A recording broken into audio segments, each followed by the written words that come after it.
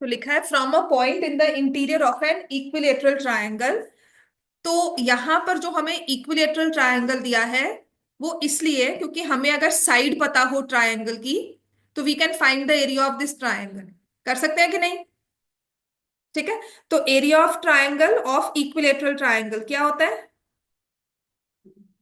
√3/4 into side square. ठीक है, ए square ले लो, साइड स्क्वायर। मतलब अगर साइड हमने ए यूनिट्स लिया हुआ है या ए सेंटीमीटर लिया हुआ है, ठीक है, तो मुझे पता है कि मैं इसका एरिया निकाल सकती हूँ। अब हमें दिया है इसके अंदर फ्रॉम द इंटीरियर कहीं भी। Let me take this point. यहां पर मैं बिल्कुल सेंटर नहीं ले रही हूँ, कहते हैं कि एक इंटीरियर में से ना हमने कोई पॉइंट ओ लिया और हर एक साइड को परपेंडिकुलर ड्रॉ की। तो एक परपेंडिकुलर यहां ड्रॉ किया, एक परपेंडिकुलर बीसी को ड्रॉ किया और एक परपेंडिकुलर एसी को ड्रॉ किया। ठीक है। अब इसके बेसिस पे ना कहते हैं ट्रायंगल का एरिया निकालो और परपेंडिकुलर्स की लेंथ भी ले लो। लेट मी रैंडमली, जैसे मर्जी, तीनों साइड्स इक्वल है ना, बस पॉइंट की प्लेसमेंट ऐसी है कि उसकी वजह से परपेंडिकुलर्स की लेंथ अलग हो रही है ना। तो आई टेक दिस 14 सेंटीमीटर, इसको 10 ले लेते हैं, 10 सेंटीमीटर, और इसको 6। हार्डली मेक्स अ डिफरेंस, जैसे मर्जी इसे रैंडमली ले लो, मैं इसको DEF ले लूंगी। ठीक है। तो मैंने क्या लिया है? OD को लिया है 14 सेंटीमीटर, OE को लिया है 6 सेंटीमीटर और OF को लिया है 10 सेंटीमीटर।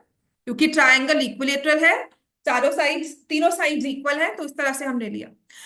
अब मुझे पता है कि मुझे उसका एरिया निकालना है। एरिया का फॉर्मूला तो ये है, पर मुझे तो परपेंडिकुलर्स ड्रॉ करके दिया हुआ है। तो यहाँ पे थोड़ा सा हम दिमाग लगाएंगे।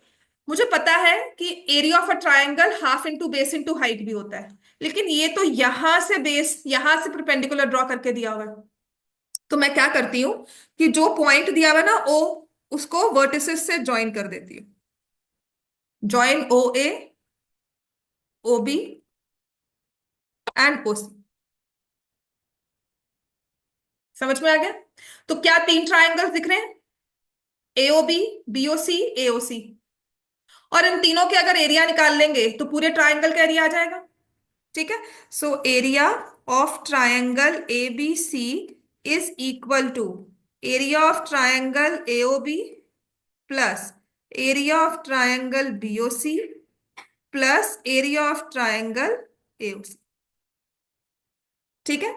तो ABC का हो जाएगा √3/4 A²। अच्छा, AOB ट्रायंगल के एरिया निकालना है, तो फॉर्मूला क्या होगा? Half into base into height. तो half into A into 10 plus half into A into 14 plus half into A into 6। Clear हो गया यहां से?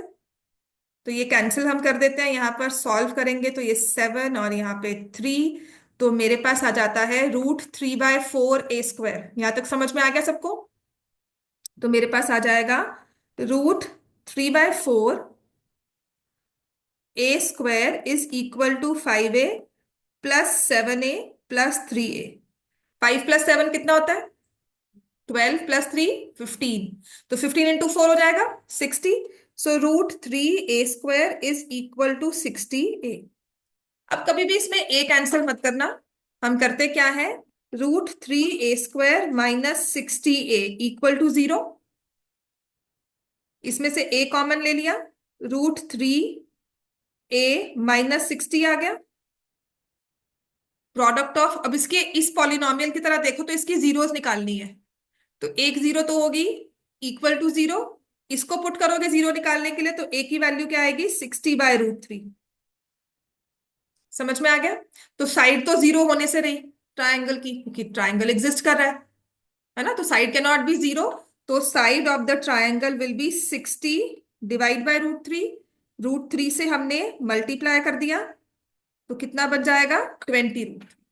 तो साइड हमारे पास आ गई 20√3 सेंटीमीटर। एरिया क्या हो जाएगा?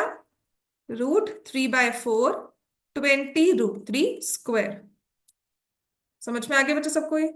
तो 100 क्या होगा आंसर बताओ? इंटू 3, 300 √3। सॉल्व करोगे तो आ जाएगा 300√3² सेंटीमीटर।